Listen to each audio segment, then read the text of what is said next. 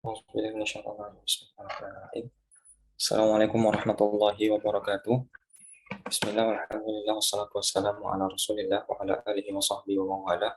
Asyhadu an la ilaha illallah wa asyhadu anna muhammadan abduhu wa rasuluhu alladzi la nabiyya ba'da.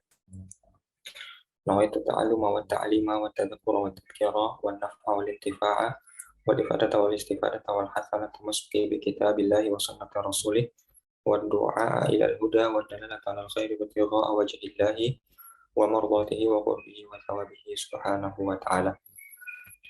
Amma ba'du, kemarin sudah sempat diinformasikan kalau kita coba untuk perdalam materi fikih di bidang lain pada hari Minggu ini, yaitu berkenaan dengan fikih muamalah. Karena kalau kita berbicara mengenai fikih ibadah sudah terlalu sering, dan dalam artian ya itu lagi yang kita bahas seperti itu. Ya meskipun masih banyak sebenarnya PR atau lubang yang harus ditambal dalam permasalahan fikih ibadah, namun insya Allah dirasa sudah cukup dengan beberapa pertemuan yang kita sudah adakan. Nanti kita lanjutkan saja pada hari tersebut. Nah, sekarang kita coba untuk perdalam di bagian lain dari fikih. Ya, karena fikih itu kan secara asal ada 4 bagian. Ada ibadah, ada muamalah, ada munakahah, dan ada jinayah. Ada yang namanya ibadah, hubungan seorang manusia dengan Tuhannya, ya, hubungan dari bawah ke atas, hubungan ke atas. Ada lagi hubungan sesama manusia, tapi sifatnya lebih umum, namanya muamalah. Jadi ke bawah ke atas itu ibadah, samping ke samping sifatnya lebih umum karena mencakup banyak orang, itu namanya muamalah. Lalu hubungan ke samping dengan ke samping juga tetapi yang khusus itu namanya munakahah. Jadi munakahah dan muamalah itu sama-sama hubungan ke samping. Ya bedanya muamalah itu lebih luas cakupannya karena mencakup atau lebih umum ya karena mencakup banyak orang. Ya, tapi kalau munakahah itu lebih khusus karena mencakup orang khusus gitu, orang tertentu saja. Karena munakahah kan yang berurusan cuma orang dalam rumah tangga saja. Orang luar lain tidak bisa ikut campur. Tapi kalau apa namanya? Kalau muamalah meskipun secara asli dia cuma berhubungan antara dua orang yang berakad tapi bisa apa namanya bisa membuat orang lain ikut serta dalam akad tersebut. Nah, lalu nanti di akhir baru namanya jinayah. Jinayah itu apa? Jinayah kalau seandainya syarat dari 3 aturan fikih sebelumnya tidak dipenuhi. Kalau dia tidak ibadah, bagaimana hukumannya? Kalau dia tidak sholat, bagaimana hukumannya? Nanti akan dibahas. Dia tidak sholat karena apa? Sengaja tidak sholat kah? Atau bagaimana? Yang kedua, kalau dia muamalahnya tidak benar, bagaimana? Apa contohnya muamalahnya tidak benar? Ya misalkan dia suka mabuk-mabukan, itu kan muamalahnya tidak benar. Nah, apa hukumannya kalau orang suka mabuk-mabukan? Lalu yang ketiga, misalkan kalau seandainya ada orang berzina, nah orang berzina apa hukumnya? Nah, kalau seandainya dia menikah, bagaimana? Kalau dia belum menikah, bagaimana? Nah, itu nanti dibahas di bab terakhir, namanya bab jinayah, seperti itu. Nah, kalau ibadah ini sudah sering sekali kita ulang-ulang. Nanti sambil berjalan kita coba untuk kembangkan. Sekarang kita coba untuk masuk ke bab lain yang mungkin baru pertama kali kita bahas bersama, yaitu permasalahan fikih muamalah.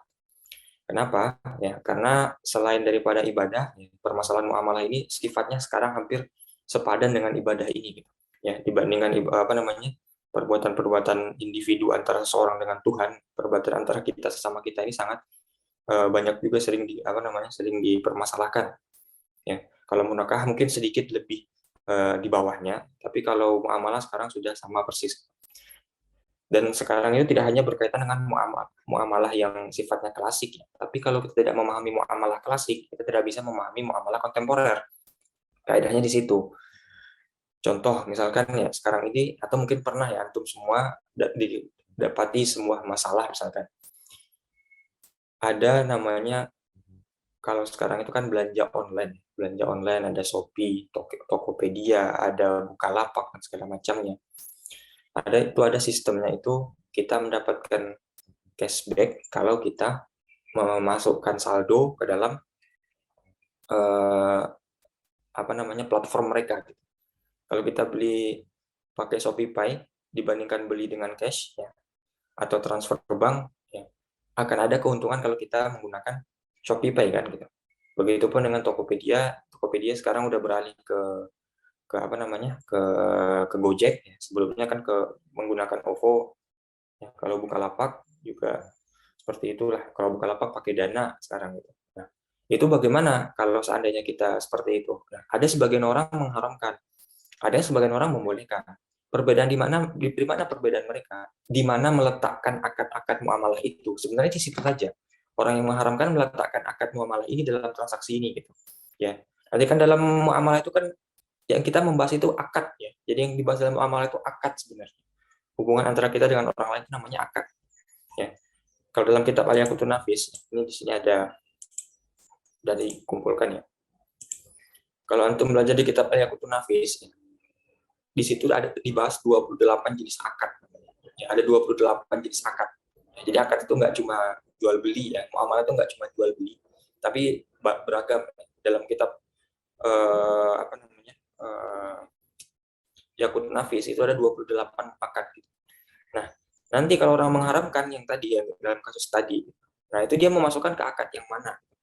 Jadi dia masukkan ke akad nomor sekian. Orang yang membolehkan memasukkan itu ke dalam akad sekian. Nah, jadi sekarang itu orang makanya metode-metode kias. Dikiaskan masalah itu ke dalam masalah-masalah yang sudah ada akad klasiknya seperti itu. Makanya kalau kita tidak memahami akad klasik secara baik ya, nanti di akad kontemporer jadi masalah. Ya, seperti itu. Nanti kan ada lagi misalkan kasus misalkan ketika tahun baru, ya ketika tahun baru apa lebaran ya, kan biasa tuh ada mobil berjalan yang jualan uang ya, tahu nggak mobil berjalan jualan uang. Nah, kita mau menukarkan uang 100.000 lah, anggaplah seperti itu ya, dengan uang 2.000 tajam ya, apa uang 2.000 tajam ya, 2.000 baru, saking barunya kalau kegores kulit luka gitu kan. Tapi apakah ketika kita kasih uang 100.000 secara otomatis dia ngasih 100.000 juga dengan uang 2.000? Tidak, pasti kita lebihkan 110.000 bayarnya. Nah, mereka memberi 100.000 full gitu kan, seperti itu. Nah, yang demikian itu boleh apa tidak? Nah, kita nggak bisa langsung mengklaim itu boleh atau tidak, tergantung dulu. Kita definisikan dulu pertukaran di situ jenisnya akadnya apa. Sebagian orang mengharamkan. Kenapa? Karena akadnya nanti ke riba. Ya. Kenapa?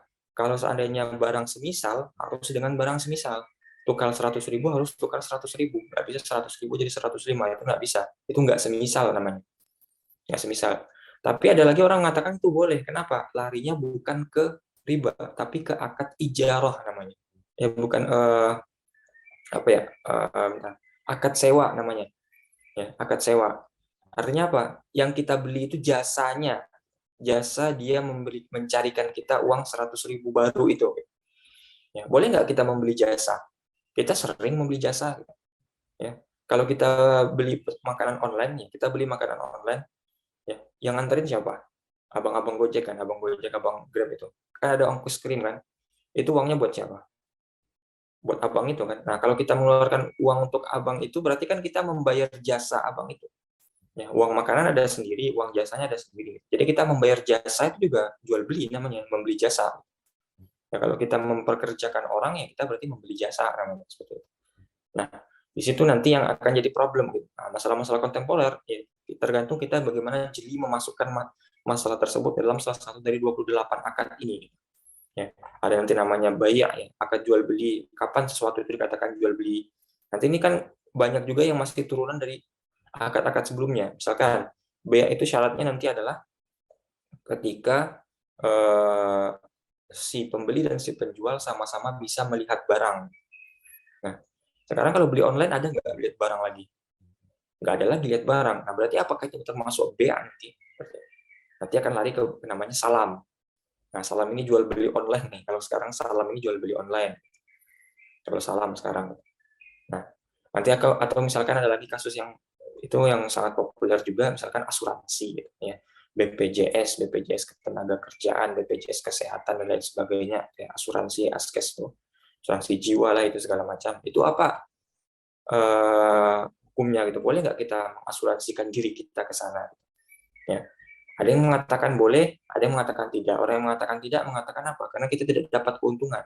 Ya, karena kalau namanya akad muamal harus ada tukar menukar keuntungan. Dia dapat untung ini, kita dapat untung ini. Nah, kalau kita bayarkan dan nanti hasil yang kita dapatkan dengan yang dibayarkan itu harus seimbang, harus satu semisal gitu. Nah, kalau kita seandainya asuransi kita berikan uang lebih itu belum tentu uangnya kembali gitu, misalkan. Ada yang mengatakan seperti itu. Ada yang mengatakan boleh, ya, boleh dengan syarat seperti ini. Bolehkah mengambil asuransi kecelakaan? Boleh. Ya, tapi syaratnya menjadi halal kalau kita kecelakaan dulu. Kalau kita kecelakaan berarti nggak halal gitu uangnya. Berarti kalau ingin mendapatkan uang asuransi kecelakaan ya celakakan diri dulu. Jadi halal uangnya. Ada yang mengatakan seperti itu, ada nanti. Ya, makanya permasalahannya luas sekali. Kita masukkan ke bab mana? Masukkan ke bab salam kah? Asuransi atau nanti sebagainya, pemindahan utang segala macam, syarikah, ya, workshop, syuf'ah. Ya. Atau misalkan kalau kita ke bank syariah. Kalau kita mau nabung di bank syariah, ya siapa yang punya uang tabungan di bank syariah sekarang? Kira-kira yang ditawarkan kepada kita akad apa? Akad apa yang ditawarkan kepada kita kalau misalnya kita nabung di bank syariah? Ya, wadiah sama mudharabah. Nah, pertanyaannya wadiah itu apa? Nah, kadang kan kita iya aja sama sama mbak-mbak apa namanya? Mbak-mbak bank. Ya, ini mau dipakaikan akad wadiah atau mudharabah? Kalau wadiah ya kita cuma nitip, nggak ada potongan. Kalau mudharabah ada potongan gitu. Ya, potongannya sekian per bulan untuk biaya segala macam karena uangnya akan digunakan untuk investasi gitu. Nah, nanti kan akan menjadi masalah lagi apakah kemudian mudharabahnya sudah sesuai syarat, tahu nggak itu mudharabah itu apa? Siapa yang pernah tahu apa itu mudharabah atau ketahui mudharabah ketika hanya ya mbak-mbaknya bilang mudharabah terus mudharabah juga gitu. Apa itu mudharabah? Mat punya tabungan di bank itu nggak, Mat? Bank syariah nggak, Mat? Bank Islam, Mat? Punya tabungan di bank Islam nggak, Mat? Kalau bank syariah nggak ada. Nah, kalau bank negeri, Bank negeri ada. bank konvensional, bank negeri, bank konvensional ada. Bank konvensional ada. Bank konvensional itu gimana nabungnya, Mat? Gimana sistem tabungannya, Mat? Apaan sih kalau ada cuma dari kemarin sih ya? Nabung kan, Itu kita nabung nabung, aja. terus gimana? Rinciannya nggak Setiap paham. bulan uang kita dipotong kan? Uang kita kadang dipotong setiap bulan. Lalu Iya. setiap bulan kadang dapat berapa lah, 1.000, 2.000 dari bank kan gitu. Iya kan? Coba bank syariah gimana nabungnya? Kira-kira kalau bank syariah itu juga kan? Kita nabung, uang kita kalau mau mudharabah uangnya dipotong juga, terus kita dapat juga beberapa persenan dari bank. Lalu bedanya apa? Apakah mudharabah hanya memperhalus bahasa saja? Apakah ketika disebutkan istilah syariah di sesuatu yang bermasalah menjadi halal gitu? Ya, bank ini haram, tapi kalau dilabeli bank syariah lalu halal. Ya kalau kita tidak tahu di mana letak syariahnya ya sama aja. Ya, kita harus tahu dulu di mana letak syariahnya. Kalau misalkan uang antum di bank syariah itu diinvestasikan untuk miras misalkan, investasikan untuk apa sama bank itu, dia diputar oleh bank untuk sesuatu yang haram misalkan. Kira-kira bagaimana? Nah, antum mendapatnya yang penting syariah-syariah aja. Kalau misalkan nanti orang bikin diskotik syariah gimana? Apakah menjadi halal juga? Kan bisa saja. Sekarang kan ada embel-embel syariah jadi halal semuanya. Padahal kan nggak tahu di mana letak syariahnya itu. Nah itu kan menjadi problem juga saat ini. Seperti itu. Nah mudharabah yang mana? Ya. Nanti mudharabah itu sebenarnya bukan istilah yang masyhur dalam fikih Syafi'i nanti sebenarnya. Ada, tapi nanti disebut dengan qirat namanya. Kalau kita menyebutnya qirat, ya.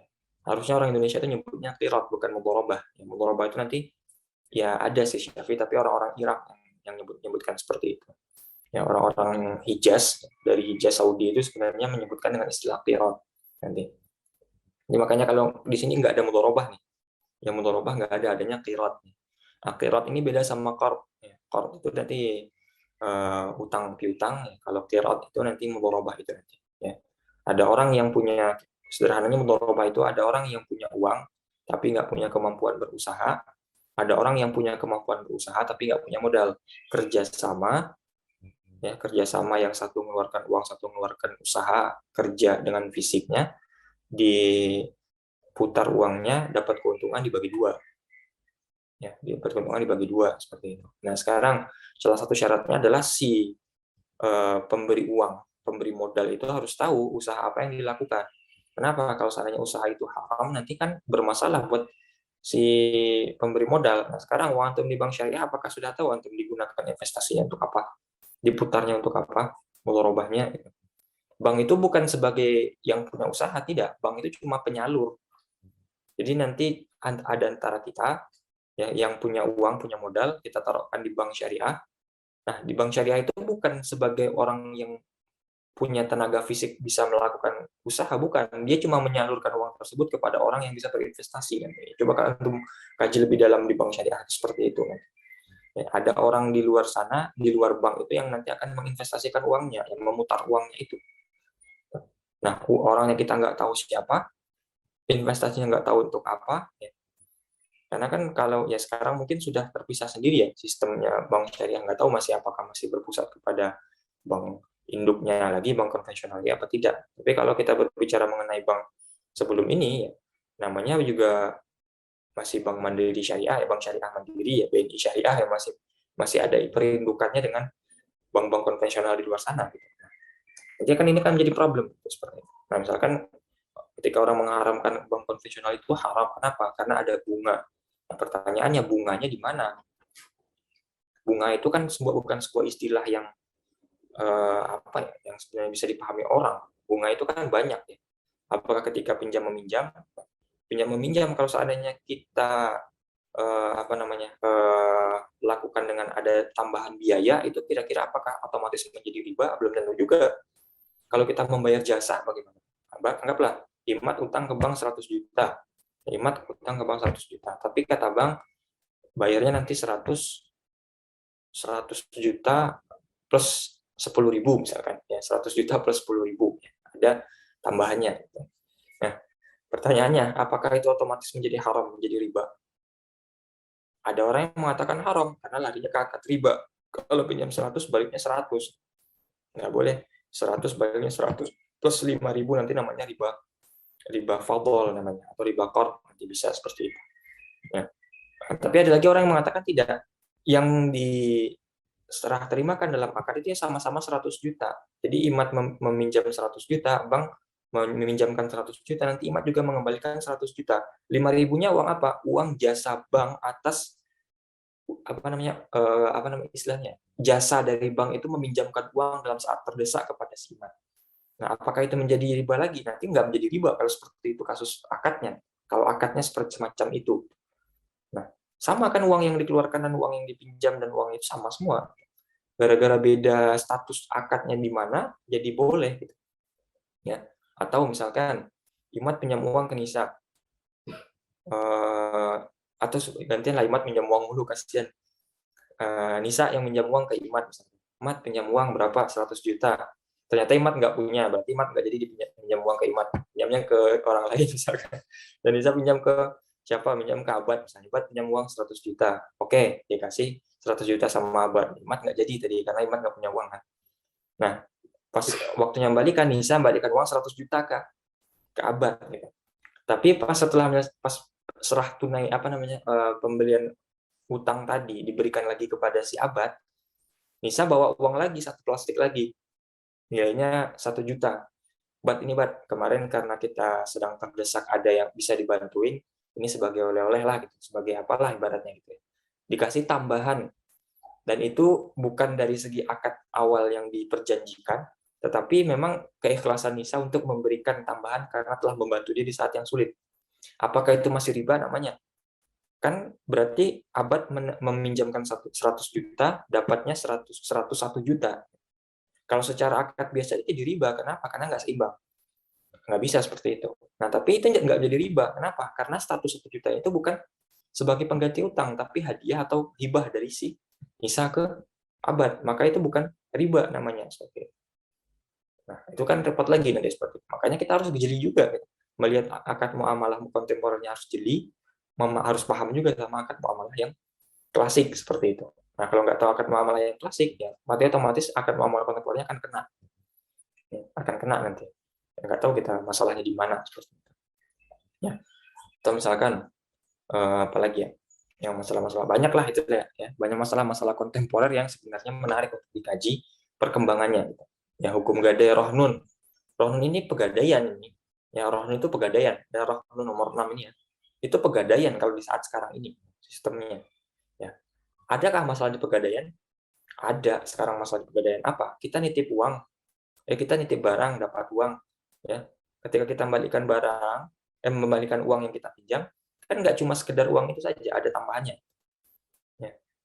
Nah, makanya apakah boleh yang demikian itu? Nanti kita bahas dulu rohnunnya bagaimana statusnya. Barang yang dipinjam atau barang yang dijaminkan atau barang yang kita itu bagaimana statusnya? Pegadaian itu kan. Seperti itu. Yang doman jaminan. Nanti rohnun ada temannya nanti doman. Seperti itu. Ya, hiwalah pindah utang. Ya. Imat punya utang ke Nisa. Imat nggak mampu, tapi Imat punya utang ke Nisa. Ya. Abad punya utang ke Imat. Paham nggak itu? Abad berutang ke Imat 5.000 gimana bentar? Agak susah nih. Ya.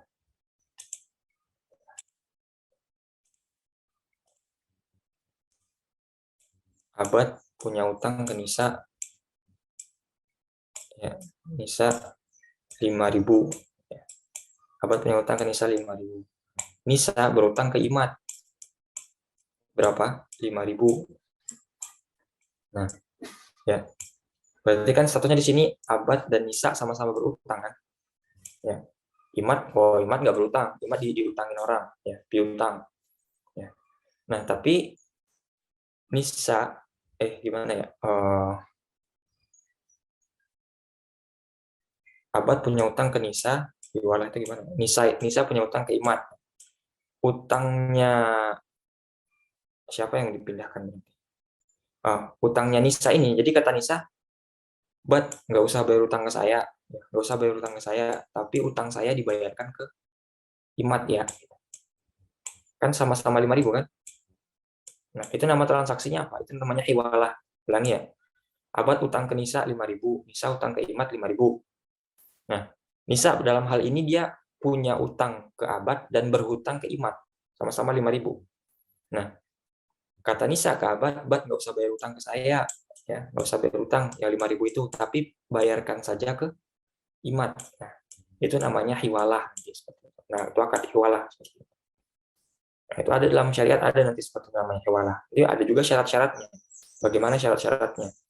Kalau seandainya Imat cuma mau nerima uang dari Nisa. Kenapa? Karena Abad temennya misalnya.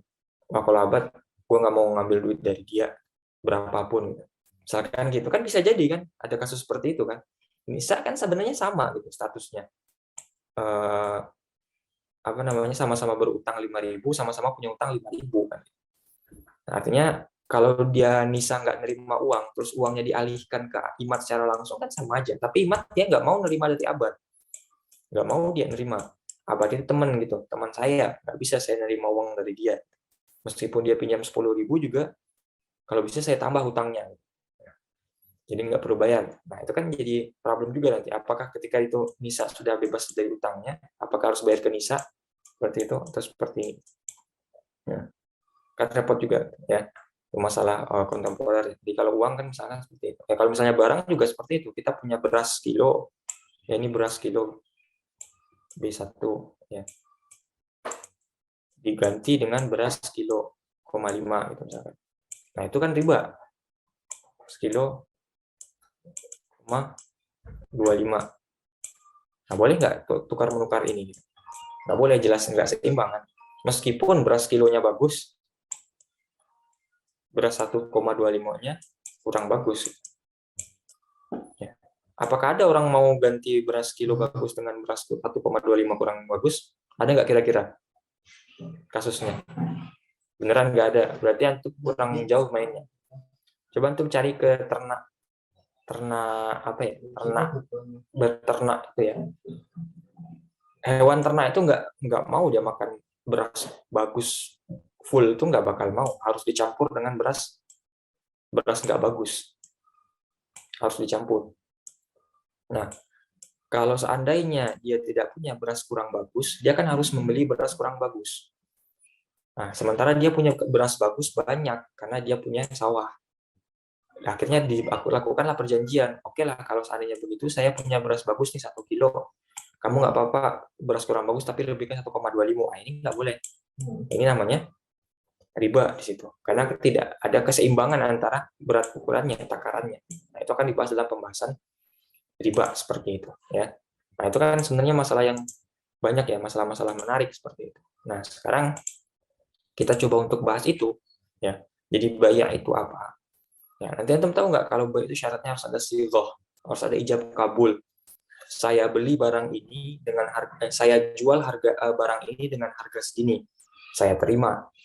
Harus ada itu loh sebenarnya jual beli itu. Tahu nggak itu? Untuk beli sesuatu itu sebenarnya harus ada itu. Saya jual barang ini kepadamu, kata si penjual ya, dengan harga segini. Nah, kita harus menjawab saya terima barang ini dengan harga segini. Itu namanya akad nanti sebenarnya. Sirotnya, ada namanya sirot. Tapi kan kita nggak pernah beli kan. Toh kita langsung ada harga, ada uang, langsung melakukan transaksi tanpa ada akad, tanpa ada sirot kan, tanpa ada ijab kabul seperti itu. Nah, ada lagi misalkan nanti namanya bai'ul mu'athah. Bai'ul mu'athah. Apa itu bai'ul mu'athah? Jual beli tanpa gini. Misalkan Imad makan nasi goreng atau nasi padang di rumah makan. Ya. Imad bayar dulu atau makan dulu? Bayar dulu atau makan dulu? Makan dulu. Makan dulu dong. Makan dulu. Barangnya sudah punya antum apa belum dimakan dulu? Belum. Nah, itu namanya bai'ul mu'athah. Ya, kita belum bayar tapi barangnya sudah kita manfaatkan. Nah, apa hukumnya bai'ul mu'athah? Kalau dalam mazhab Syafi'i itu sebenarnya nggak boleh bai'ul mu'athah. Dalam mazhab Syafi'i nanti akan kita bahas. Boleh apa tidak bai'ul mu'athah. Jadi antum makan dulu sebelum bayar ya, apalagi kalau antum suka beli gorengan kan, kan makan dulu, makan gorengannya dulu, makannya nongkrong ya, makan gorengan dulu, makan bakwan dulu, makan tahu dulu, makan apa lagi, pisang goreng dulu. Nah, nanti kalau udah selesai dihitung baru bayar. Itu kan biasa nanti. Nah, itu namanya bai'ul mu'athah kan. Nah, bai'ul mu'athah. Nah, kira-kira boleh nggak itu bai'ul mu'athah? Nggak boleh dalam mazhab Syafi'i gitu. Tapi nanti bagaimana cari jalan keluarnya? Toh orang juga seperti itu, biasa sistemnya gitu kan. Orang juga percaya-percaya aja. Ya. Iya, orang percaya-percaya aja. Sebenarnya penjualnya itu agak ragu gitu, pada antum ini. Antum ngelihat muka penjual ketika antum melakukan bai'ul mu'athah itu, mereka agak ragu. Ini beneran nggak ya? Tadi beli berapa? 5 tahu, 5 bakwan. Ambilnya 6 apa 5 ya gitu. Mereka juga ragu sama antum gitu sebenarnya. Apalagi tampang-tampang imat, tampang-tampang suka mengambil lebih kan. Mereka lebih itu lagi seperti itu. Namanya bai'ul mu'athah. Jual tanpa bayar dulu. Nah, ada lagi bai'ul thimar. Apa itu bai'ul thimar ya? Saya mau beli buah tapi buahnya masih di pohon. Boleh nggak beli buah tapi buahnya masih di pohon? Atau beli ikan tapi ikannya masih di kolam? Ya. Abad kan mau ternak lele itu. Ya. Jadi di peternakan lele Abad itu udah Imad datang sama Nisa kan. Abad beli itu dong, beli lele. Sekarang kan jadi juragan lele. Mau beli berapa? 100.000 dapat berapa? Wah, 100.000 ya. Ini sekolah ambillah gitu. Nah, boleh nggak jual beli itu? Ya, jadi Imad ngambil sendiri ke kolam, Nisa ngambil sendiri ke kolam gitu, uangnya apa namanya? Lelenya. Ya, kan sama ibaratnya seperti itu. Kalau dalam fikih nanti ketemunya bai'ul thimar, ya, jual beli buah masih di atas pohon. Saya beli ini buah ini. Buahnya masih di atas pohon. Saya mau beli mangga sekilo. Oh, ya udah ini seginilah, kasih uang 200.000 ini semua buah di pohon ini ambil semua lah. Nah, itu namanya bai'ul thimar. Nah, kalau dianalogikan, dikiaskan nanti beli ikan dalam kolam atau beli buah dalam pohon, itu boleh nggak seperti itu? Ya. Kalau di akad sekarang seperti ini, antum pernah beli itu nggak? Apa yang namanya? Logam mulia apa sih? Emas yang 1 gram itu apa namanya? Mas mini. LM itu loh, LM itu loh. Apa namanya? Apa? Apa ya? Yang 1 gram itu lo belinya apa ya? Antam Mas datang. Mini. Kayak antam-antam itu Ah, nggak emas antam. itu yang 1 gram itu. Oh iya. Ya. Pernah beli itu nggak? Itu beli sekarang barang sekarang atau kita beli dulu barang nanti? Beli Imat nggak dulu. bakal tahu. Imat nggak ada harapan beli emas. Coba Gimana, yang Tes? Gimana, Tes? yang kira-kira punya harapan beli emas, Beli siapa yang pernah dulu. coba transaksi itu? Yang beli 1 gram itu yang banyak di online itu. Beli dulu itu. Emas mulia atau apa sih namanya? Mas Mini. Kayak ini loh. Nah ini loh, Mas yang kita beli Batangan. 1 gram emas kayak begini. Itu kalau yang kita beli sekarang dapat barang sekarang atau dapat barangnya nanti kita pre-order dulu.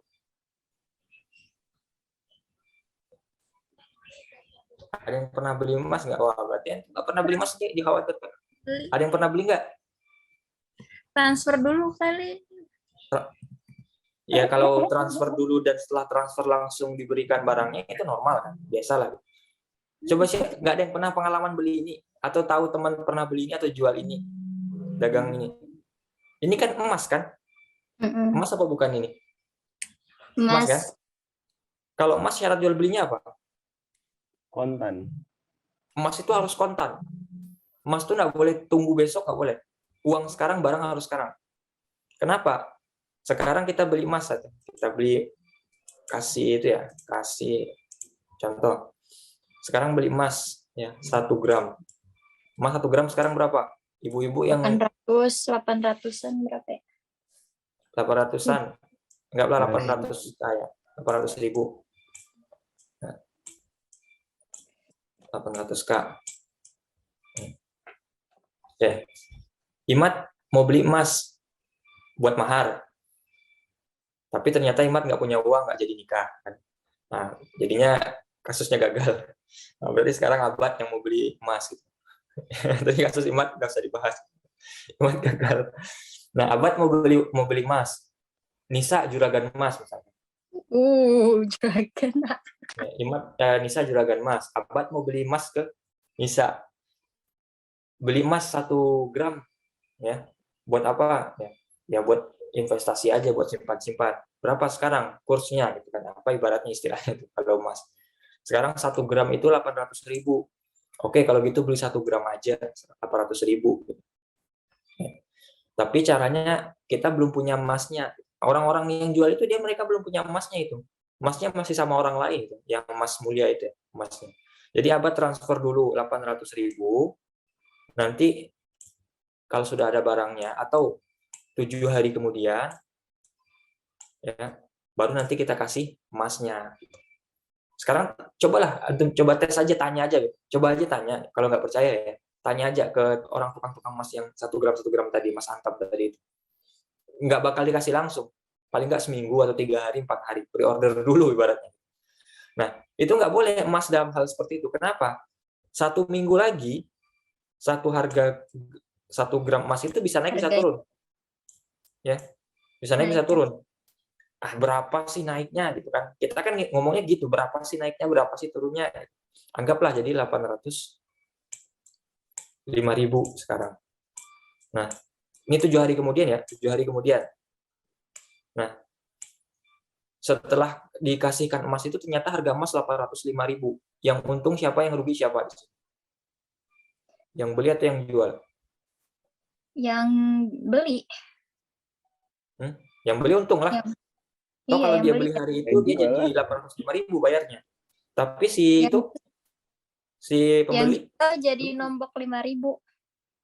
Ya, jadi nombok 5.000 dia. Rugi kan? 5.000 doang ya. Kalau orang beli emas 1 kilogram, Wow. 1 kilogram berapa? Kalau 1 gram 800.000, 1 kilogram berapa, Mak? 80 juta. 800 juta. Berapa? Iya nggak sih? Berapa? Aduh. Gimana mau bahas muamalah kan, matematika aja nggak beres. Iya, 800 juta. Ustaz. Gimana perhitungannya? Tahu ini apa? Kilometer. Kok kilometer? Kilo dulu. Habis itu apa? Kilogram. Hektogram. Terus? Kilometer, hektometer. Dekagram. Itu pelajaran kapan? Mas enggak? Gram. Terus habis itu gram. Nah, Gram. ini ke atas nih. 1, 2, 3. Ya. 3 berarti. Kalau udah ada 800.000, ya, tambah nolnya 3, kan? Jadi 800 juta kan gitu. Bener nggak? 1 kilogram 800 juta jadinya. Ya. Nah, kalau 1 kilogram setelah harga ini berapa? 800 berapa ya? Oh, iya. 800? Ya 805 juta lah. Oh iya. 805 juta. Nah, berarti udah rugi berapa si pembeli? 5 juta. 5 juta. Oke, kalau seandainya besok harganya turun jadi 705 juta. Anggaplah seperti itu. Berarti dia untung 100 juta. Dia rugi, sebelumnya rugi 5 juta, sekarang jadi untung 105 juta. Kalau harganya naik terus, berarti kan dia dirugikan saat itu. Makanya Mas harus bayar kontan. Antum beli emas, uang sekarang, barang sekarang. Uang sekarang, barang besok nggak bisa. Itu bukan, nggak boleh itu namanya. Itu nanti namanya riba nasiah. Riba nasiah, karena harga dapat berubah. Begitupun antum mau beli apa namanya, beli beras juga gitu ya. Sekarang beras 1 kilo segini harganya. Beras kilo berapa? Ibu-ibu. 14.000. 14.000. Berapa beras kilo sekarang? Tergantung kualitas. Ya, yang normal lah. 14.000. Beras Alfamaret. Karena itu beras mereknya Alfamaret. Anggaplah 14.000 misalkan. Ya Allah alam benar apa enggak. Nah, kalau dia beli beras kilo dia bayar 14.000, tapi beras kilonya 7 hari kemudian, itu nggak boleh. Namanya riba nasiah. Nanti bisa jadi harga 1 kilo beras naik jadi 20.000 misalkan 1 kilo. Nah, dalam hal ini si penjual akan dirugikan. Seperti itu ya. Jadi uang sekarang, barang sekarang. Makanya kalau antum punya transaksi dolar, umat punya tabungan dolar misalkan. Ya. Kalau mau jual dolarnya, ya uangnya kasih sekarang. Ya. Kalau mau beli dolar, uangnya kasih sekarang, dolarnya ambil sekarang. Kalau uangnya, mata uangnya beda kan, kita kursnya kan mengikut ke kurs yang berlaku kan, seperti itu. Nggak bisa ada kurs persamaan. Seperti itu. Ya. Kalau mau beli emas juga begitu. Kalau wah emas harganya sedang gila-gilaan, sedang naik, pengen jual emas Nah, kasih emasnya sekarang, terima uangnya sekarang. Besok ketika emas turun, Imat mau beli emas, meskipun hanya angan-angan, ya uangnya dikasih sekarang, emasnya juga sekarang. Jadi jangan utang, Pak. Saya pengen punya emas 1 gram. Saya cita-cita saya seumur itu pengen punya emas 1 gram aja. Gitu. Tapi saya bayar ntar ya kalau saya udah punya duit. Itu nggak boleh, Mak. Ya, itu nggak boleh seperti itu. Ya. Nanti rugi orang. Ya, meskipun cuma 5.000 karena hitungannya ya kita cuma perhitungannya kan defisitnya 5.000 dan cuma 1 gram ya. Kalau orang transaksinya kiloan gitu. Nah, kalau transaksinya kiloan dan kerugian naik turunnya bisa sangat drastis kan berbahaya seperti itu. Ya. Akan ada yang satu pihak yang dirugikan. Nah, kalau antum berkaca ke fikih muamalah, 1 rupiah pun ya, 1 rupiah saja kerugian ataupun keuntungan 1 rupiah saja itu tidak boleh dalam Islam. 1 rupiah saja keuntungan ataupun kerugian itu tidak boleh dalam Islam. Nanti kalau antum baca semua bab fikih malah akan ketemu. 1 rupiah saja tidak ditolerir. 1 rupiah itu saking ya. Islam itu sangat menjaga harta antum itu, ya, menjaga harta kita. 1 rupiah saja itu kita tidak diperkenankan untuk mengikhlaskannya, apalagi murka terhadap 1 rupiah itu. Jangankan itu. Nanti ada kalau antum belajar di fikih sholat, nanti ada bab jamak sholat, itu ada nanti jamak ketika hujan. Jam'un fil mator, ya, jamak ketika hujan. Jam'un fil mator. Salah satu alasan yang membolehkan jam'un fil mator apa? Kenapa dibolehkan jamak sholat ketika kita hujan? Ketika kita lagi di masjid hujan, lalu kita jamak sholat boleh apa salah satunya? Supaya sendal tidak basah. Ya, perhatikan syariat juga memerhatikan sendal itu basah atau tidak. Sendal tidak basah alasan. Ya, ketika antum pulang ke rumah, sampai di rumah dari masjid itu sendal tidak basah. Makanya bolehlah jamak sholat. Apa hubungannya kan sebenarnya? Tapi itulah sebagaimana syariat telah mengatur semua itu seperti itu. Ya, paham ya? Masalah-masalah kontemporer saat ini ya. Nah, kalau antum kaji lagi pasti lebih banyak lagi itu masalah yang harus diselesaikan. Nah, pertanyaannya sekarang adalah antum yang dihadapkan pada hal-hal semacam ini, antum yang bertanggung jawab untuk menyelesaikan masalah itu. Nanti antum akan ditanya, pakai Shopee Pay Later boleh nggak? Atau pakai OVO ada Pay Later-nya? Ada Pay Later OVO. Ada semua sekarang ya. Ada Pay Later-nya semua. Itu boleh apa tidak? Kalau bagi kaum iman, dicarikan akadnya bagaimana caranya boleh. Karena kaum imat lah, gitu kan. Kaum imat. Dicarikan akadnya, apa akad sewa kah, akad jasa kah, akad ini kah. Nah, jadi intinya muamalah kontemporer itu seperti itu. Kita mengkaji muamalah kontemporer itu, kita tahu bagaimana jenis transaksinya saat ini. Nanti kita kiaskan ke akad yang mana. Gitu. Makanya nanti akan ketemu, kan pernah itu kan, nabung di Shopee, bukan nabung di Shopee. Kita top up Shopee, dapat cashback. Ada yang bilang nggak boleh kan? Tapi ada yang bilang boleh kan? Nah, itu perbedaannya di mana? Perbedaannya hanya di mana meletakkan akad itu. Di mana meletakkan si akad itu. Nah, itu kan nanti jadi permasalahan. Nah, kalau meletakkan akadnya diletakkan yang diharam, ya jadi haram dia. Diletakkan di halal, jadi halal dia. Nah, nanti kembali lagi ke nafsu kita. Ya. Kita mau meletakkannya di halal karena kita butuh, atau kita meletakkan haram karena kita benci. Gitu. Seperti itu. Nah, itu butuh kejelian lagi nanti seperti itu. Nah, itu yang kerjanya pakar kontemporer, muamalah kontemporer itu seperti itu. Nah, antum diharapkan bisa seperti itu. Gitu. Ditanya ketika itu, nabung di bank konvensional apa hukumnya? Riba, kenapa? Ada bunganya. Kenapa bunga? Ya masa uang kita kalau nabung, bukan itu. Kalau kita pinjam uang ke bank konvensional, kita pinjam 1 juta, disuruh bayar 1.500.000. Ya. Antum pinjam uang ke bank syariah juga gitu kok. Iya apa tidak ya? Siapa yang pernah pinjam uang ke bank syariah? Mat, gimana Mat pengalamannya dulu Mat? Waktu susah itu Mat? Waktu cari ongkos masih susah itu, makan susah itu Mat? Ya. Atau ke bank syariah jangan kira pinjam uang 1 juta baliknya 1 juta, ya nggak ada. Di bank syariah itu pinjam 1 juta juga baliknya 1.500.000 gitu. Ya apa tidak? Siapa yang pernah pinjam uang ke bank syariah atau tahu akadnya? Ya kan 1 juta juga, 1.500.000 juga kan, bedanya apa sama uang konvensional? Sama aja berarti kan. Nah, bukan berarti kita mengatakan bank konvensional itu halal juga, tapi maksudnya adalah kita juga harus tahu di mana letak syariahnya itu, di mana letak akadnya, bagaimana mereka memutarnya sebagai akad yang sah, akad yang boleh dalam Islam ya. Bagaimana dalam bank konvensional itu kok bisa menjadi haram akadnya di situ. Ya, kan kita pernah dulu bahas ya di pertemuan-pertemuan pertama ya. Ada orang yang bilang minjam uang ke bank itu hati-hati. Kenapa? Bank itu seperti lintah darat. Uang kita disedot terus gitu kan. Semakin lama kita bayar semakin banyak gitu. Nah, tapi kalau kita kaji ke dalam banknya sendiri, ternyata bank itu juga terdesak untuk melakukan hal itu kan.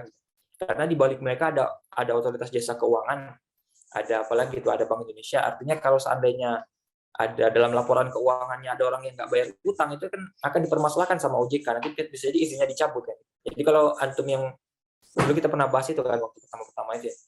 Kalau sekarang kan antum kebanyakan menilai, wah bank syariah, bank itu kalau kita pinjam uang ke sana dia nanti nagihnya pakai rentenir segala macam. Itu mereka terpaksa juga melakukan hal itu, bisa jadi. Ya. Karena di balik mereka ada yang ngawasi mereka juga, ada otoritas jasa keuangan. Ya, bukan berarti melegalkan pinjam uang ke bank itu juga ya. Antum jangan dianggap umum juga ya. Artinya kalau antum kaji lebih dalam bank itu, ternyata di bank itu juga mereka tertekan juga dengan orang-orang yang minjam uang tapi nggak dibalikin uangnya. Nanti akan menjadi laporan untuk otoritas jasa keuangan, untuk Bank Indonesia. Ini si bank ini pengeluarannya sekian, tapi pemasukannya kurang. Gitu. Defisitnya di mana? Defisitnya di peminjaman. Oh, pinjamannya besar tapi ininya kecil. Gitu. Nah, nanti bisa jadi ini dicabut izinnya gitu, oleh OJK itu gitu kan. Nah, sekarang kan yang lagi populer kan pinjol ya, pinjaman online. Imat itu udah berapa aplikasi coba udah berapa aplikasi. Anda sekarang kalau buka YouTube kan ada iklan di awal kan? Ya. Banyak banget. Nah, mungkin 7 atau 8 dari 10 iklan yang antum lihat di YouTube itu iklan apa? Iklan Kredivo. pinjaman online pasti kan. Nah, nggak tahu lah apakah Indonesia sedang butuh dana pinjaman atau bagaimana sekarang statusnya. Nah, itu kan nanti akan jadi masalah. Bolehkah kita pinjam di sana? Apakah otomatis ketika pinjaman syariah langsung menjadi boleh? Karena kan orang kasih merek syariah jadi legal. Kan belum tentu juga. Ada akad yang harus dipenuhi. Nah, tahu nggak antum akad yang harus dipenuhi itu apa? Seperti apa? Nggak tahu. Nah, itu yang jadi masalah. Nah, jadi ini suatu solusi juga bagi kaum imat yang ingin coba minjam uang, tapi nggak tahu caranya gimana. Nah, semoga dengan hal ini imat bisa minjam uang dengan cara yang halal, bisa beli emas dengan cash, ya. Uangnya pinjam, tapi beli emasnya cash, gitu. Apa namanya, tunai gitu kan. Ya. Soalnya kalau utang beli emas kan nggak boleh kan. Tadi kan nggak boleh utang beli emas. Nah kalau dia utang ke bank misalkan 1 juta, lalu uang 1 juta itu dia belikan ke emas, jadi kan nggak ada 2 akad itu. Beda kan dengan dia langsung utang untuk beli emas. Beda kan? Beda. Nah, jadi kan akhirnya imat jadi ada solusi untuk jadi beli emas gitu kan. Tapi harus tahu dulu akadnya pinjam emas gimana, pinjam uang gimana, Mas. Pembayarannya harusnya gimana. Ya. Kalau seandainya kita berkaca kepada si peminjam uang, oh enak sekali dia ya, bisa ini segala macam apa namanya uang, kalau kita pinjam uang terus dikembalikan nggak boleh lebih dari yang dipinjamkan, enak dong si peminjam uang, dia bisa nanti nunda segala macam gitu. Itu kalau kita lihat dari sisi itu kan. Orang yang meminjamkan bagaimana, udah was-was kan. Apalagi Nisa minjamin uang ke Imat itu hari pertama itu Nisa udah duduk kan. Ini Imat lari nggak ya, kabur nggak? Imat sering kabur. Imat sering kabur dari kenyataan. Pantau ya. Itu nanti kan dikhawatirkan kan. Oh nanti kalau ini gimana ya caranya gitu ya? Gimana caranya gitu. Kalau Imat kabur ya. Nah, utangnya goceng kan 10.000, gocap gitu. Berapa lah gitu utangnya kan. Tapi kan kalau imat yang minjam, nah itu kan itu juga. Nah sama kemarin kita juga pernah bahas ya.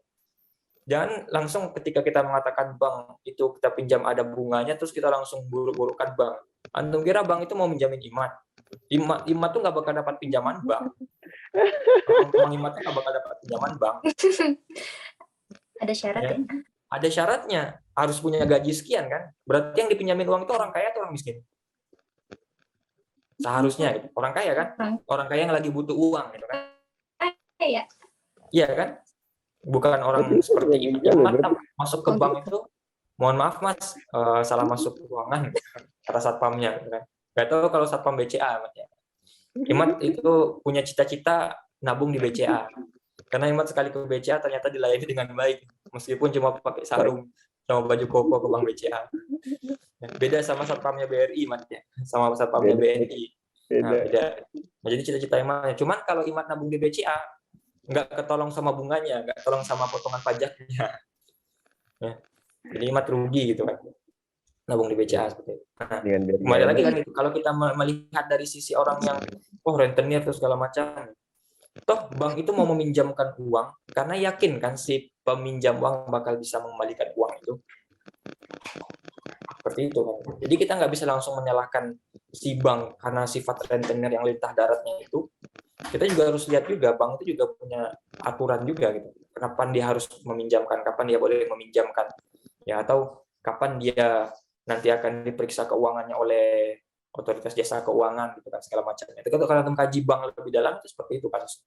Jadi orang sekarang ringan sekali yang bilang ini haram itu halal tapi nggak ngaji secara mendalam, itu jadi problem juga, itu jadi masalah juga, PR juga nanti sebenarnya buat antum semua yang akan menjadi itu kan bisa jadi Imat nanti bikin apa ya, Imat bikin Institut Ekonomi Islam lagi gitu kan, menyaingi Tazkiyah misalkan, itu kan bisa jadi kan ya, meskipun bangunnya utang bangunnya utang kan bisa jadi kan, karena kan kalau misalkan kita bilang ekonomi Islam gitu kan, orang kan langsung merujuk ke Tazkiyah gitu ya, karena yang bangun juga kan Syafi'i Antonio kan, yang maksudnya yang pakar ekonomi syariah juga. Nah kan belum banyak yang semacam itu, dan sebenarnya orang juga belum banyak tertarik ke sana gitu kan, kecuali beberapa orang saja. Nah kalau seandainya kan nanti Imat bikin juga kan Institut Ekonomi Islam gitu kan, tapi utang semuanya, beli tanahnya utang, beli bangunannya utang, gitu kan. Itu kan bisa jadi kan seperti itu.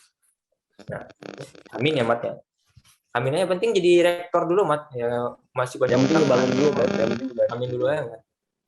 Nanti kan kalau udah punya keuntungan kan bisa beli emas. 1 gram itu 800.000 Mat, lumayan. Mat beli buku 100.000 aja nggak jadi-jadi. Gimana mau beli emas 1 gram? Tuh, ya. Paham ya? Jadi kenapa kita harus membahas ini? Nah, jawabannya tadi 1 jam ke belakang tadi seperti itu. Ya. Nah, ketika antum mengkaji ini dengan baik, jangan sampai lagi keluar dari mulut itu gampang mengatakan ini halal, ini haram. Dengan hanya sebatas nafsu kita pengen mengatakan halal atau mengatakan haram. Harusnya dengan belajar ini semua kita tahu ya muamalah klasiknya seperti ini. Nanti kan bisa dikembangkan ke muamalah kontemporernya seperti itu. Nah, ini ada 28 akad ya, 28 akad ya. Dari bayar jual beli sampai ke faraid, sampai ke warisan ya. Sampai ke warisan. Warisan itu kan ada akadnya juga gitu. Ya, Imat pengen dapat gara-gara Imat pengen beli emas 1 gram gak kesampaian, akhirnya Imat melakukan hal-hal yang tidak dibenarkan ya. Dia bunuh misalkan. Nah, secara hak Imat dapat hak waris karena dia dari anak.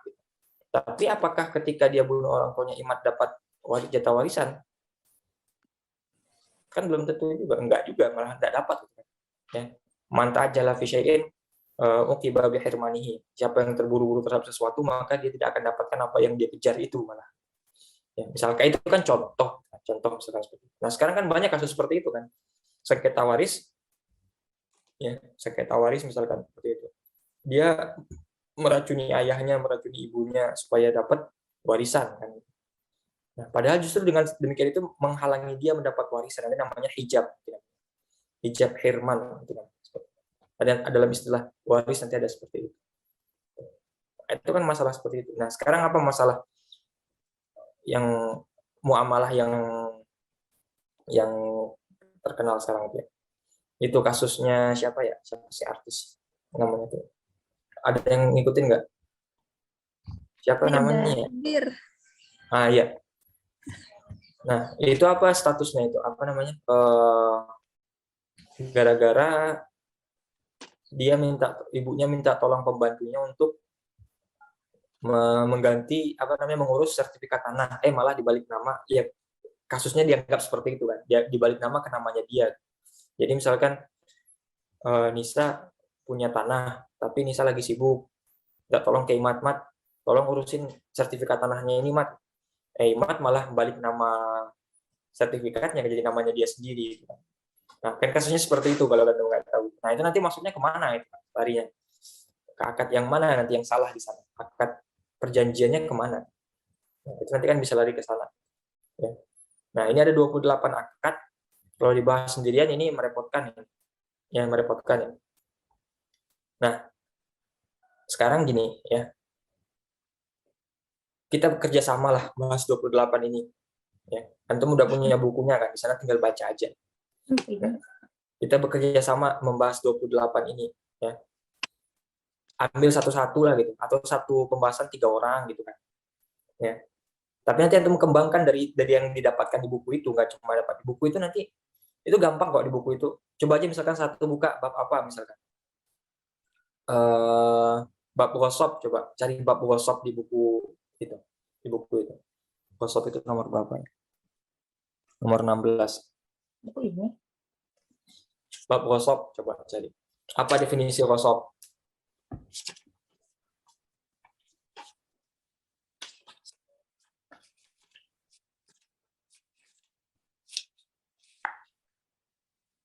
Pegang bukunya kan? Buku yang ini bukan Ustaz? Iya. Coba cari bab ghasab ada nggak? Ghasab apa bahasa Indonesianya ya? Aduh, ini susahnya kadang itu juga. Iya. Mengalihbahasakannya. Di sana bab ghasab atau bab apa? Bab pencurian atau bab apa? Riko. Setelah bab karya itu Ini ada 24. Sebelum syuf'ah. Ya. Ada ghasab, apa definisi ghasab? Mengambil sesuatu secara zolim. Mengambil sesuatu secara zolim. Bedanya sama sarikoh apa?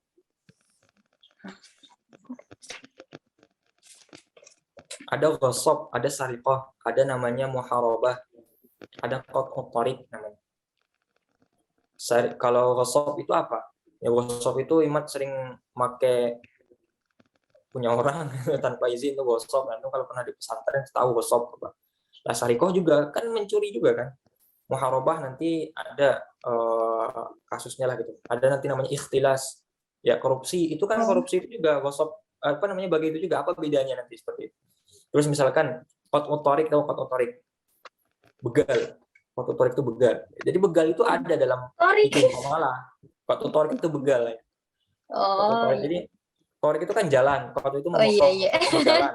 Orang lagi jalan dipotong jalannya, dibegal namanya. Kalau sekarang kan namanya qat'ut Oh thariq. iya. Itu nanti masuk dalam pembahasan ghasab ini.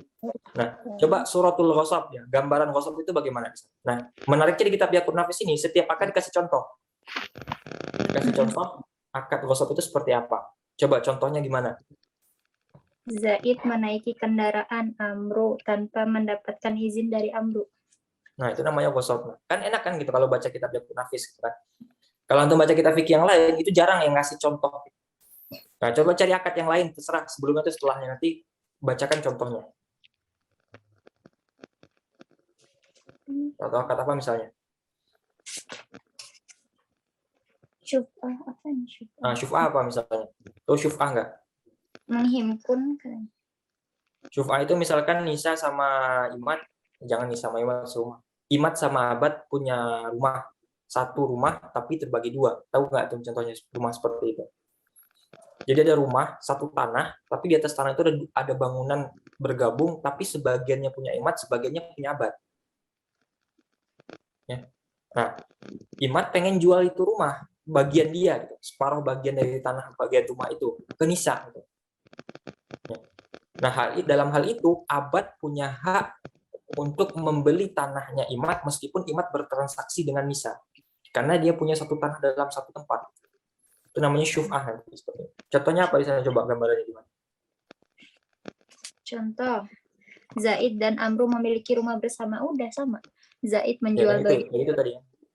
Punya Iya. rumah bersama, satu pengen jual, Hmm.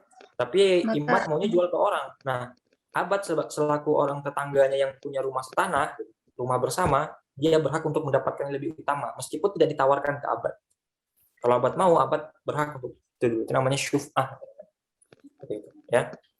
Nanti ada contohnya di situ, menariknya itu. Ada definisinya, ada rukun-rukunnya yang harus dipenuhi, ada syarat-syarat yang harus dipenuhi dengan bahasa yang mudah dan sederhana, dan ada surahnya, ada gambarnya. Ya, maksudnya gambarannya bagaimana, hiwalah itu bagaimana. Jadi hiwalah sudah kita contohkan juga. Ya, A punya utang ke B, B punya utang ke C, A bayar utang ke C, B lepas dari utang. Itu namanya hiwalah, rohnun, gadai, dan lain sebagainya lah. Nah, itu kita bahas bersama 28. Ya, 28 akad ini banyak. Nah, satu ini terserah lah, mau antum keroyokan 5 itu kebanyakan lah kayaknya. Apa yang bahas kembali semua. Jadi nanti sebelum kita baca kitabnya, coba antum dulu yang jelaskan dulu ke orang yang lain gitu. Bea itu apa gitu. Ya, riba itu apa. Ya. Dari buku itu aja lah. Tapi nanti antum kembangkan sendirilah gitu ya. Jadi melihatnya jangan melihat masalah di kitab saja, coba lihat masalah kontemporer seperti apa. Antum nggak punya uang beli buku ya pasti itu kan. Himat apalagi kan. Antum lihat dari internet kan banyak sekarang. Tapi internet itu juga jangan sembarangan situs lah gitu ya. Antum lihat situs-situs. Kalau misalnya ada tokoh-tokoh muamalah yang punya situs web, dari situlah lihat. Misalnya Syafi'i Antonio punya webnya gitu kan. Nah, lihatlah dari sana ya. Adi Warman Karim misalkan punya web tentang itu. Nah, lihat itu. Kalau misalkan Imat selalu bahagia.blogspot.com, itu jangan lihat lah. Imat selalu apa? bahagia.blogspot.com itu kan nggak jelas Imat siapa Imat gitu. Imat pakar muamalah atau apa gitu. Karena kan banyak itu di IG sekarang kayak gitu. Bolehkah itu? Tidak boleh. Tapi dia nukil juga dari tokoh muamalah. Langsung aja ngambil ke tokoh muamalah. Atau ke ke website komunitas atau ke website tertentu yang memang membahas mengenai hukum-hukum misalkan apalah gitu ya. Kalau misalnya itu kan kalau di NU itu kan ada NU online. NU online itu dia membahas muamalah, di dalamnya ada islami.co, Ya, terus apa lagi misalkan? Ya yang semacam itulah, itu kan jelas juga, ada nanti penulisnya di bawah. Ya kalau yang nggak jelas orangnya nggak usah lah dinukil, nggak usah dicatat siapa sih orangnya nggak jelas ya. Imad imadudin.wordpress.com, nah, itu nggak usah lah. Imad siapa Imad itu nggak jelas ya, paham ya.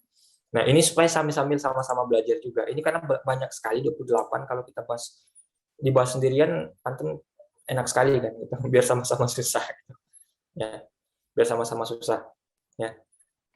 Nggak usah ribet-ribet, nggak usah, yang antum mendapatkan aja lah, usaha aja semampunya.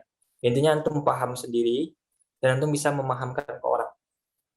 Nah, itu nanti orang akan bertanya ke antum bagaimana maksudnya gitu kalau misalnya nggak paham. Tujuannya apa? Kadang kalau diberi begitu saja nanti antum kadang nggak paham. Tapi kalau antum mencari sendiri bisa lebih paham, bisa memahami akad-akad ini seperti itu. Ya, definisinya ada semua di buku itu, silakan dibaca. Ya, luqathah itu apa? Tahu luqathah? Luqathah barang temuan. Imad jalan dari asrama ke Baitul Salam, nemu uang 100.000. Itu namanya luqathah. Imad nggak ada dalam kamusnya luqathah. Di mana selagi uang itu masih di atas dunia ini berarti itu halal. Itu bagi Imad. Asalkan uang masih di atas bumi ini itu halal bagi Imad. Nah, itu kan masalah itu luqathah. Ada lagi hibah, wakaf. Apa bedanya hibah, wakaf? Anda pernah dengar wakaf, hibah, infak? Bedanya apa wakaf, hibah, sama infak? Nanti dibahas. Sedekah juga apa? Nah, yang judul-judul di kitab itu ini aja. Nanti silakan dikembangkan lagi dengan apa yang antum bisa kembangkan seperti itu. Ya, oke. Minggu depan kita bahas jual beli dulu. Sebenarnya kelamaan kalau kita bahas satu-satu, nggak apa-apa. Jual beli dulu. Siapa yang berani bahas jual beli? Jual beli. Itu kalau dikasih kayak beginian minggu depan udah hilang semua orang.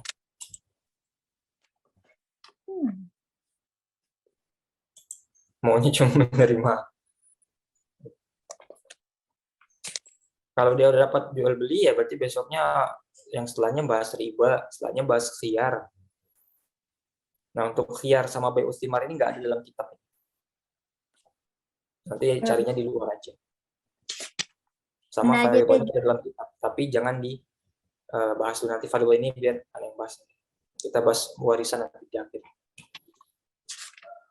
Siapa yang mau bahas jual beli? Bisa. Sama siapa? Sama siapa? Siapa yang mau sama aku?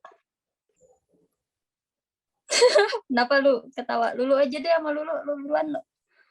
Kenapa ih? Siapa dong?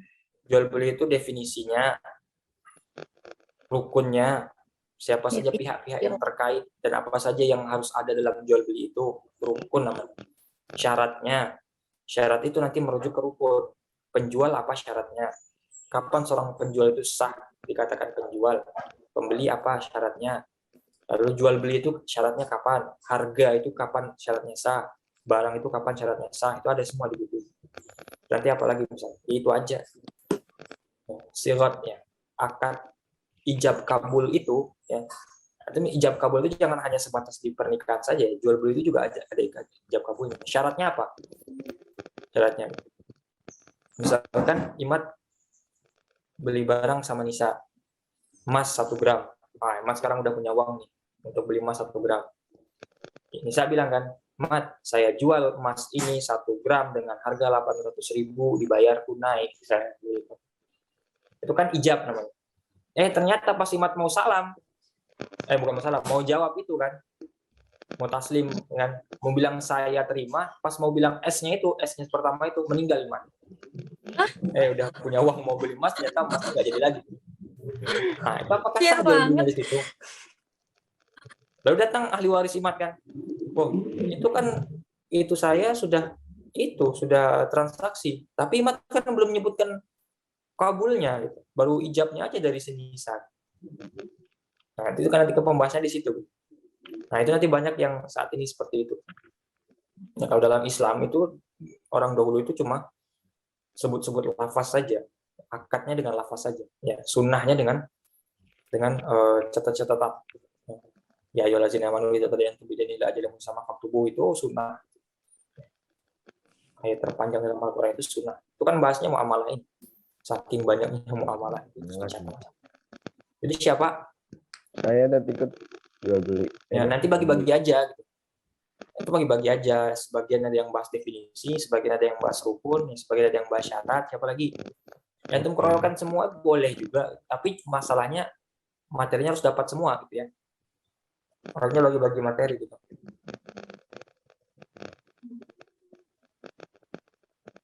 Atau Ayo buruan. Kak Jana. atau Imat nunggu atau yang apa namanya nunggu akad yang rada sulit lah, akad hajar misalnya. Baik itu terlalu mudah buat saya. Saya nunggu hajar lah gitu. Bisa jadi Imat. Kayaknya baik dulu deh. Emang baik dulu, tapi Imat nunggu hajar nanti baru nunjuk. Hajar itu orang terhalang bertransaksi. Misalnya Imat punya uang 800.000, pengen beli emas 1 gram. Tapi Imat punya utang 1 juta jatuh tempo akhir bulan ini. Meskipun Imat punya uang 800.000, Imat tuh nggak boleh belanja 800.000 itu. Karena jumlah utangnya lebih besar daripada jumlah uang yang dia miliki untuk dia bayarkan di utang akhir bulan ini. Nah, itu namanya hajar. Hajar bifalasi. Orang yang terhalang untuk menggunakan atau mentransaksikan uang yang dia miliki. Hak atas uangnya itu dicabut atas transaksi. Seperti itu. Ya. Ini masalah B itu ada bagi-bagi semuanya aja lah biar adil lah gitu ya. Untuk pertama, contoh aja biar pertama. Sini aja lah kita tulis ya.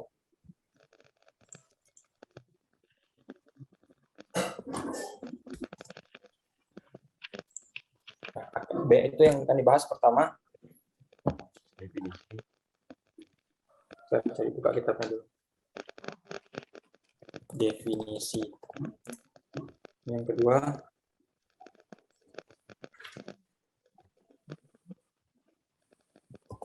rukun. Nah, rukun ini nanti ada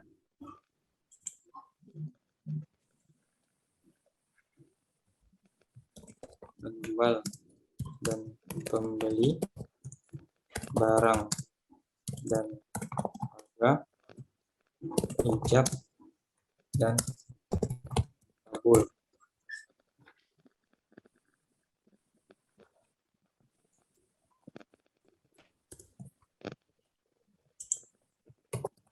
Syarat.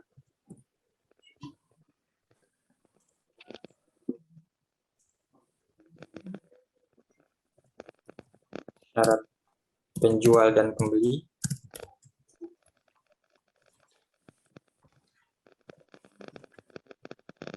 Syarat barang dan harga.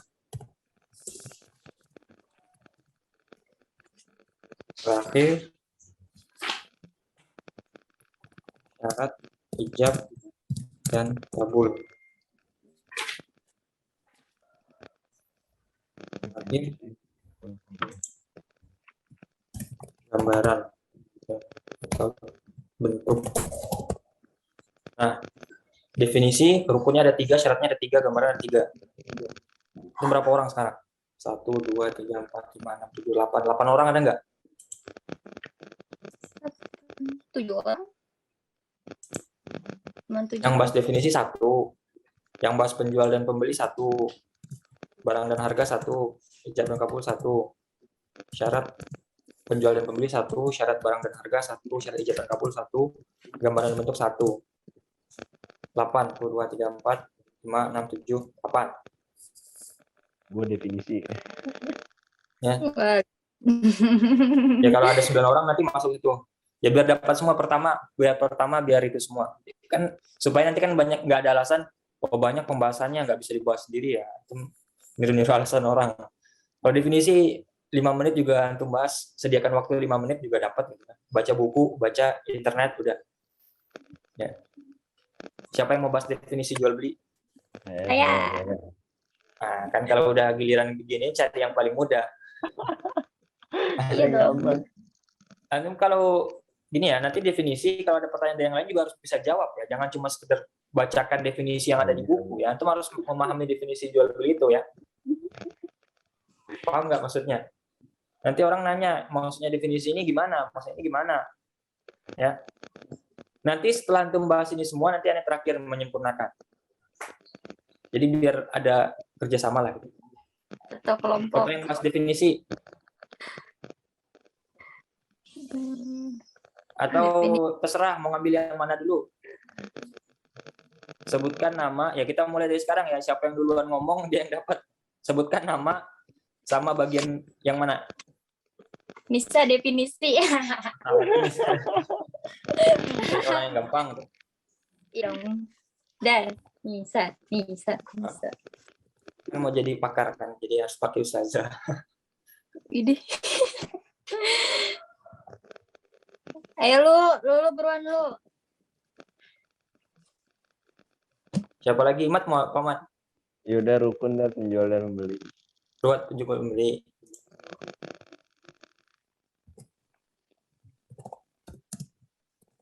Panjang Anda. Ya, bagaimana penjual? Siapa sih penjual itu? Siapa sih pembeli itu kalau rukun itu?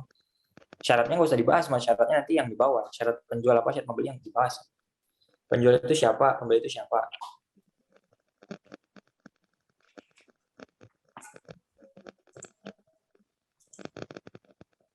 Siapa lagi? Siapa lagi?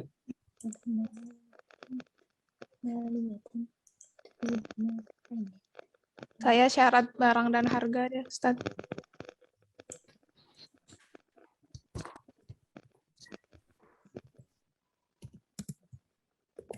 Siapa lagi?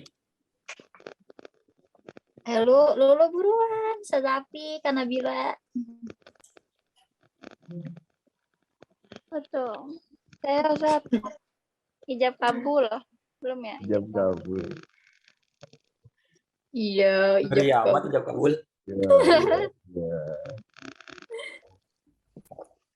Ijab kabul rukun apa syarat? Rukun.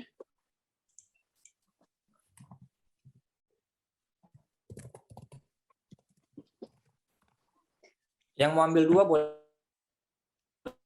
ya. Biar pokoknya harus isi lah gitu. Mau satu diisi dua juga boleh lah gitu. Biar gampang lah. Mau definisi ada orangnya semua. Mau satu materi orangnya banyak, mau satu orang materinya banyak juga boleh.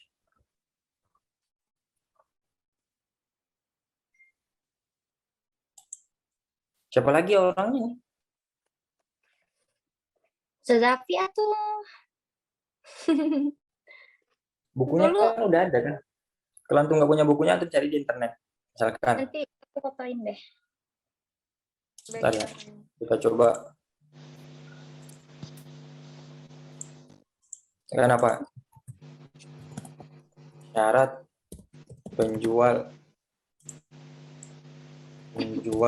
dan pembeli dalam fikih muamalah. Misalkan. Ya, antum cari. Nah, kalau kumparan antum tergantung orangnya. Siapa? Kalau orangnya nggak jelas, jangan. Carilah. Nah, kalau seperti ini antum lebih bagus lagi nih. Antum cari jurnal. Ini skripsi. Atau cari jurnal skripsi. Nah, ini lebih jelas lagi di sini. Ini definisinya. Ini yang bahas definisi kayak gini nih. Pengertian jual beli nih. Ini ada arti umum, arti khusus. Antum Masya Allah. apa yang ada di buku itu. Kayak begitu caranya. Kalau bisa cari jurnal lebih bagus lagi. Jadi lebih bertanggung jawab. Ini kebanyakan skripsi ini.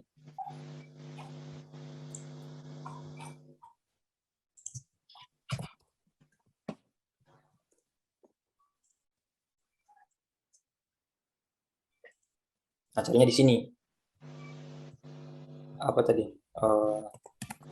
Syarat jual beli. Nah, kalau ini isinya ilmu semua. Kalau di Google Cendekia ya, kalau di sekolah itu ya.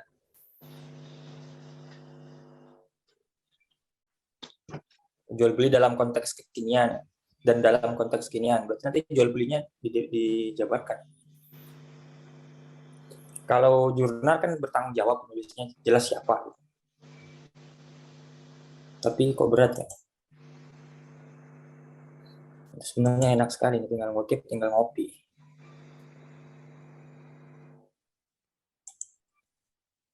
Tahu nggak, Mat? Itu apa, Mat? Ini apa, Mat? Bedanya ini sama ini apa, Mat?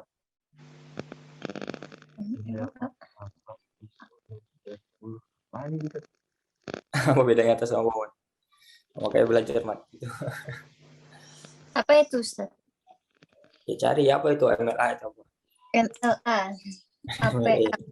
APA apa? Nah, cari aja di sini ya. Apa? Tinggal dicari juga. Oh. American Scholarly. Cara mengutip tuh namanya. Tuh, ini bahkan udah ada itunya di internet ya. Udah ada PowerPoint-nya, udah apa namanya? Udah ada presentasinya. Internetnya gampang sekali ya sekarang. Cara pengutipan. Bisa kan cara itu? Nah sekarang orangnya yang belum ada, orangnya nggak bisa. American Psychological Association. Nah itu. Modern Association. Wow. Itu cara ngutip nanti itu antum nggak usah. Kalau di ini sudah ada itu udah. Di Word itu udah ada sekarang semuanya. Kita tinggal ngerubah maunya apa aja. Jadi ini siapa lagi orangnya ini? Ngutip. Dulu Tapi apa buat tinggal apa syarat ya? Ini gampang sekali loh, nggak masalah yang berat. Kita belum masuk ke jual beli online, kita belum masuk ke dropship.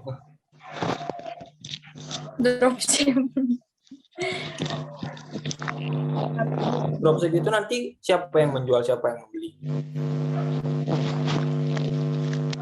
Penjualnya siapa, pembelinya siapa, yang ngurusin siapa. Yang ngurusin distributor.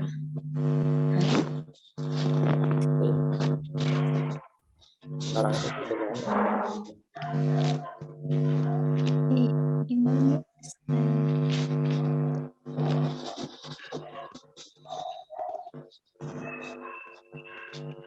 jadi ini tolong satu catat nanti masukin di grup ini materi-materinya, ntar hilangin. Screenshot dulu, nanti nyatetnya kemudian, kalau nyatet sekarang lama. Udah diskusikan aja ya, pokoknya semua orang dapat lah gitu, semua yang ikut dapat lah gitu. Mau satu materi 2 orang, misalnya Imat pengen bahas ini juga, misalkan, ya nggak apa-apa, atau Imat mau bahas semuanya, misalnya, boleh. Nah, misalkan gitu. Satu materi banyak orang boleh, satu orang banyak materi juga boleh. Semuanya saya.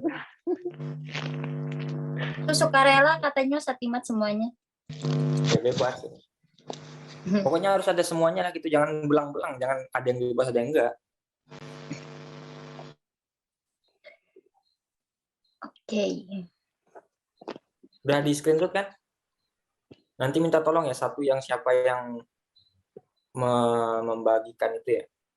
Satu materi boleh banyak orang, satu orang boleh banyak materi. Ya, ini sebenarnya satu orang cukup nih bahas ini. Antum nggak bakal kehabisan waktu untuk membahas semua ini sekaligus. Baca buku itunya aja udah cukup. Oke, Kup, ada lagi pertanyaan? Orangnya pada nggak mau. Paham masalahnya ya? Masalah muamalah ya. Jadi jangan ditanyakan sekarang dulu. Kalau dropship boleh nggak? Kalau ini boleh nggak? Ya antum belajar ini. Antum nanti cari sendiri hukumnya. Ya, nanti dropship itu masuknya kemana? Ke Wikalah kah? Ya, atau ke mana kah? Ya. Kalau nabung di bank konvensional boleh nggak? Ya nanti cari di bab riba, pembahasannya gimana yang riba. Ya, nggak ada pertanyaan-pertanyaan seperti itu sekarang. Ya, antum yang akan menjawab pertanyaan itu dari orang lain. Tapi dibahas dulu yang permasalahannya secara sempurna terlebih dahulu. Oke, ada pertanyaan lagi?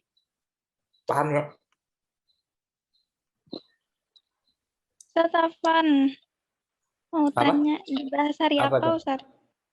Gimana? Dibahas hari apa? Hari Minggu. Hari Minggu. Oh iya.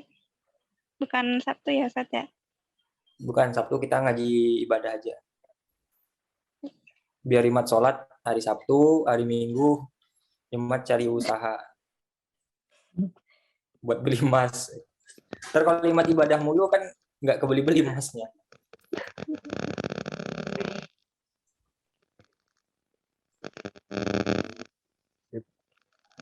Nah, cukup ya, kita tutup ya. Cukup juga enggak cukup juga enggak diam semua. Ya, materinya ini aja ya, dikembangkan seperlunya aja, nggak usah terlalu itu. Ya semaunya antum lah. Antum mau definisi di buku aja udah nggak apa-apa lah. Tuh. Ini mendorong antumnya sebenarnya supaya nggak nerima nelan aja. Ini kan biasanya antum sudah sudah disuapin juga di apa namanya? Jadi antum menerima suapan orang gitu. Orang udah makan, udah lunak itu makanan itu, lalu dikeluarkan untuk suap itu sisa orang. Nah itu antum belajar tuh sekarang kayak begitu gitu. Lama ini. Gitu. Nah sekarang coba antum kunyah sendiri, nanti dibantu nyuapin. Ya cukup ya. Oke kalau cukup kita tutup pertemuan kali ini, kita lanjutkan pertemuan berikutnya. Akhirul kalam, wabillahi taufiq wal hidayah. Assalamualaikum warahmatullahi wabarakatuh. Waalaikumsalam warahmatullahi wabarakatuh.